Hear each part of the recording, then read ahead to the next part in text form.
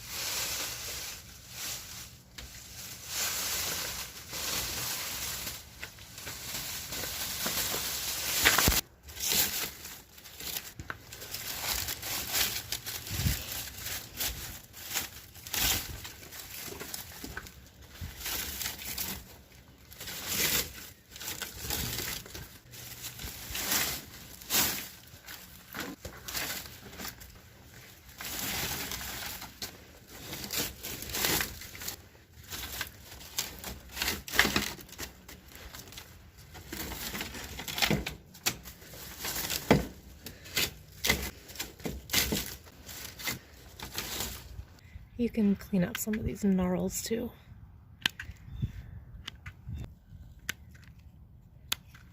There, and now this sorry excuse for a plant will turn into this.